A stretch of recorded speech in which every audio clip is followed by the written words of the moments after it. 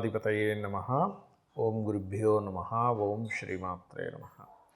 అరుణాం కరుణాతరంగితాక్షీం ధృతపాశాంకుశపుష్పబాణచాపాం అనిమాదిభిరావృతాం మయూకైః అహమిత్యేవ విభావయే భవానీ. శ్రీమాత్రే నమః. డిసెంబర్ మాస ఫలితాలు. ద్వాదశ లగ్నాల వారికి, లగ్నం తెలియని రాశుల వారికి డిసెంబర్లో అసలు గ్రహస్థితి ఏ విధంగా ఉంది అని చూసుకున్నట్లయితే, ఫస్ట్ ఆఫ్ ఆల్ మనకి రాస్యాధిపతి అయినటువంటి కుజుడు వృశ్చిక రాశిలోని ఉంటూ 7వ తేదీ నుంచి మారుతున్నాడు. అదేవిధంగా రవి కూడా అక్కడే ఉన్నాడు, 16వ తేదీ నుంచి మారుతాడు. అలాగే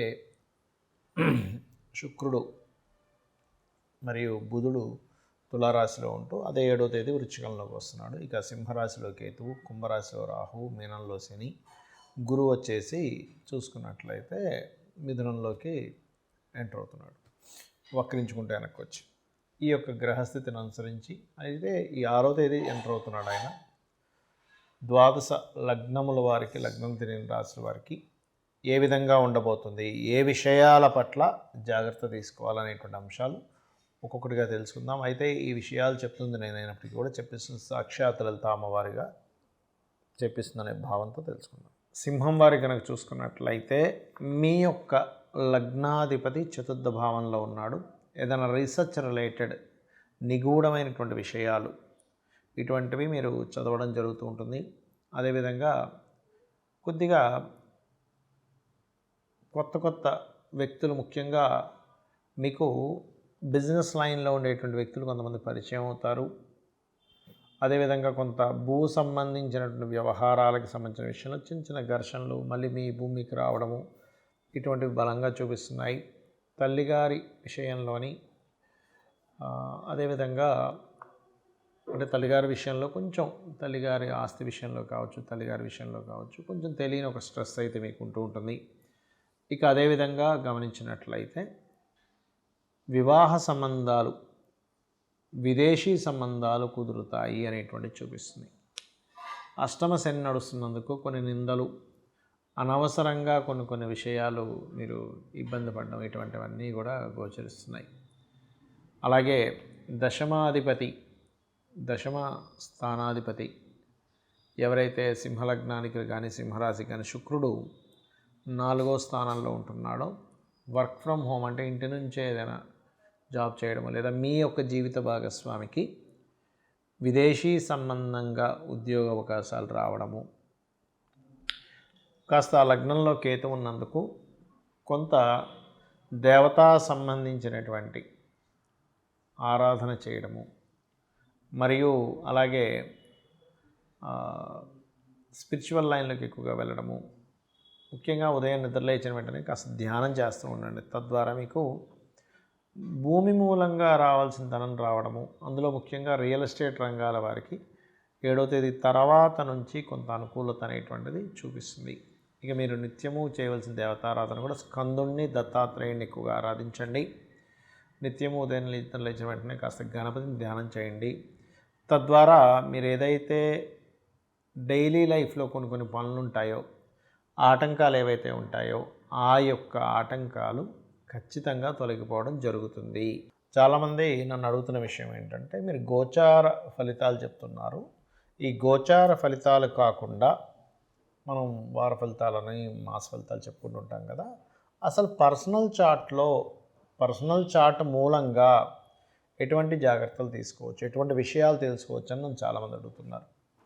అదేమిటంటే, ఫస్ట్ ఆఫ్ ఆల్ మనం పర్సనల్ చార్ట్ తెలుసుకోవాలంటే మనకి లగ్నము, నక్షత్రము, రాశి, గ్రహస్థితులు ఎలా ఉన్నాయో తెలుసుకోవాలి. ఇది తెలుసుకోవాలంటే మీరు పుట్టిన తేదీ, నెల, సంవత్సరము, సమయము, ప్రాంతము కావాలంటే మీరు ఏ ఊరిలో పుట్టారు, ఏ సమయంలో పుట్టారు, ఏ తేదీలో, ఏ నెలలో, ఏ సంవత్సరంలో పుట్టారు.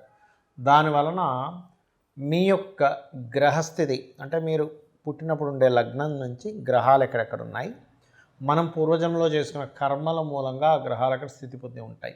అంటే కొంతమంది చూడండి ఫైరీ నేచర్ ఉంటారు, కొంతమంది ఎమోషనల్గా ఉంటారు, కొంతమంది అంటే ఒక్కొక్కరు ఒక్కో మనీ మైండెడ్ ఉంటాయి, good communicators, very strong, very fiery, కొంచెం ఎమోషనల్గా ఉండేవాళ్ళు, ఆర్టిస్టిక్ నేచర్ ఉండేవాళ్ళు, ఎక్కువ గొడవలు పెట్టుకునేవారు, సోషల్గా ఉండేవారు, సీక్రసీగా ఉండేవారు, ఎక్కువ స్పిరిచువల్గా ఉండేవారు, ఎక్కువ వర్కాలిక్గా ఉండేవారు, బిజినెస్ మైండెడ్తో ఉండేవారు, సేవాతత్వంగా ఉండేవారు, ఇట్లా రకరకాల వ్యక్తులు ఉంటారు. అది అసలు మీరు ఏమిటి, అసలు అలా ఉండడం వల్ల మీకు లైఫ్లో బాగుంటుందా బాగోదా అనే విషయాన్ని మీ తత్వం ఏంటని వెరీ క్లియర్గా జాతకం చూసి చెప్పచ్చు. బట్ డేటు, టైము, ప్లేసు ఇది పర్ఫెక్ట్గా ఉండాలి.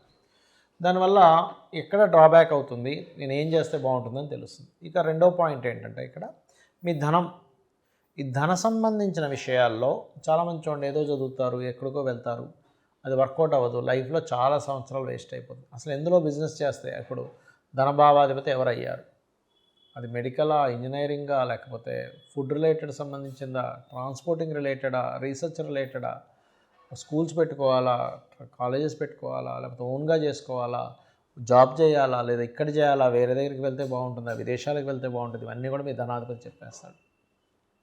అలాగే సిబ్లింగ్స్తో ఎందుకు గొడవలు అవుతున్నాయి, మీరు ఏదైనా ప్రారంభించేటప్పుడు ఎందుకు ఆ ప్రారంభించేటువంటి అంశం లేట్ అవుతుంది, మీరు ఆ ప్రారంభించేటువంటిది ఏదైతే ఉంటుందో దాన్ని మీరు ఏ దేవతా ఆరాధన చేస్తే మీకు స్టార్టింగ్ ప్రాబ్లం కొంతమందికి ఉంటుంది.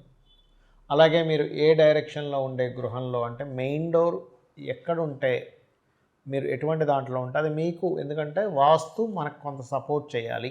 గుర్తుపెట్టుకోండి, జాతకం ఎంత సపోర్ట్ చేస్తుందో వాస్తు మీకు సపోర్ట్ చేసినప్పుడు బాగుంటుంది. కాబట్టి దీనికి ఏంటి, మీరు ఎప్పుడు గృహం తీసుకుంటే మంచిది, ఎలాంటి గృహం తీసుకుంటే మంచిది, ఏ డైరెక్షన్లో ఉంటే మంచిది, అది అసలు మీ పేరు మీద తీసుకోవచ్చా లేదా, మీ జీవిత భాగస్వామి పేరు మీద తీసుకుంటే మంచిదా, లేకపోతే మీ పిల్లల పేర్ల మీద తీసుకుంటే మంచిదా అనేది ఒక లెక్క ఉంటుంది. అలాగే ఇక్కడ సంతాన అభివృద్ధి అనుకోండి, ప్రేమ వ్యవహారాలు అనుకోండి, ప్రేమించి పెళ్లి చేసుకుంటారా, లేకపోతే నార్మల్గా ఇంట్లో వాళ్ళు చూసిందేనా, లేకపోతే 2 వివాహాలు ఉన్నాయా, ఒకవేళ జీవిత భాగస్వామిని ఇంకా తప్పించుకోలేని స్థితులు ఉంటాయి కొంతమందికి ర్యాష్గా ఉండేవాళ్ళు, రకరకాల వ్యక్తులు వస్తూ ఉంటారు. మనం యాక్సెప్ట్ చేయవలసిన పరిస్థితి ఉంటుంది కొన్నిసార్లు. అలా అసలు ఏమైనా ఉందా, లేకపోతే కలిసి ఉండకుండా విడిపోతారు, ఇవన్నీ కూడా మీ జన్మజాతకంలో ఉంటాయి, గుర్తుపెట్టుకోండి. అది ఇంకోటి ఏంటంటే రుణరోగ శత్రుస్థానాలు, 6th హౌస్, అలాగే ఆ విషయాల గురించి తెలుస్తుంది, మీ కెరియర్ గురించి తెలుస్తుంది, మీ విదేశీ యోగం గురించి తెలుస్తుంది, మీరు ఏ బిజినెస్ చేస్తే బాగుంటుందో తెలుస్తుంది. ఇప్పుడు మీకు నడుస్తున్న మహాదశ ఎటువంటి రిజల్ట్స్ ఇస్తుంది, ఈ రిజల్ట్స్ నుంచి మీరు మంచి అవుట్పుట్ రావాలంటే మీరు ఏం చేయాలి, అలాగే మీరు పర్టికులర్గా ఈ యొక్క మహాదశల్లో ఏ అంతర్దశల్లో బాగుంటుంది బాగోదు అనేటువంటి అనేకమైనటువంటి అంశాలు, మీ పాస్ట్లో జరిగినవి కానివ్వండి, మీకు ప్రజెంట్లో జరుగుతున్నవి కానివ్వండి, మీకు ఫ్యూచర్లో ఉండేటువంటి కొన్ని అంశాలు కానివ్వండి, ఇవన్నీ కూడా మీ పర్టికులర్గా మీ పర్సనల్ చార్ట్లో అది ఎలా ఉంది అనేటువంటి చెప్పేదే మీ జన్మజాతకం. మరి గోచార ఫలితాలు ఎందుకు చెప్పుకుంటున్నాం అంటే, మనం పని చేస్తున్నాం, ఒక బిజినెస్ చేస్తున్నాం, మార్కెట్ బాగుంది, బిజినెస్ బాగా సాగుతుంది, మార్కెట్ అంతంత మాత్రంగా ఉంది, అంత గొప్పగా సాగదు కదా. అంటే ఏంటి, ప్రకృతిలో ఉండేటువంటి వాతావరణం కావచ్చు, బయట ఉండేటువంటి మార్కెట్ కావచ్చు, ఇవన్నీ కూడా మీకు పర్టికులర్గా ఏం చూపిస్తాయి అంటే, వెరీ క్లియర్లీ మీ జాతక చక్రంలో మీకు ఎంతవరకు సపోర్ట్గా ఉందని చెప్తుంది. అయితే దీంతోపాటు మీరు అసలు ఏ దేవత ఆరాధన చేసుకుంటే వీటన్నిటి నుంచి బయటపడతారు. మరి జాతకం లేదండి, అసలు ఏ గోచారం, ఏ లగ్నం, ఏ రాశి కూడా తెలియదు అన్నవారు రెగ్యులర్గా లలితా సహస్రనామాలు చేసుకోండి. అయితే ఇప్పుడు ప్రజెంట్ నడుస్తున్నటువంటి గోచారంలో యాక్సిడెంట్స్ అనుకోండి, విపత్తులు అనుకోండి, రకరకాలు జరుగుతున్నాయి.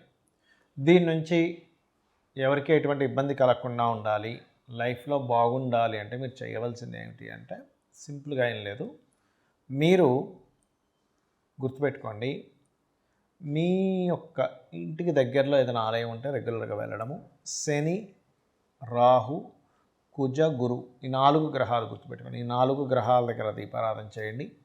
మీరు ఎక్కడికైనా బయటికి వెళ్ళేటప్పుడు ఒక్కసారి మీ ఇష్టదైవాన్ని తలుచుకోండి. మీ ఇష్టదైవం ఎవరు, శివుడా, విష్ణువా, నారాయణుడా, అట్లా మీ ఇష్టదైవాన్ని తలుచుకొని బయలుదేరండి. ఖచ్చితంగా మీకు ఇబ్బంది అనేటువంటిది కలగదు, గుర్తుపెట్టుకోండి. అదేవిధంగా గోశాలకు వెళ్ళడము, చండీ పారాయణం చేయడము, అదేవిధంగా దుర్గా అష్టోత్తరం చదువుకోవడం, ఇవి చేయండి, ఖచ్చితంగా మీకు బాగుంటుంది. శ్రీమాత్రే నమః.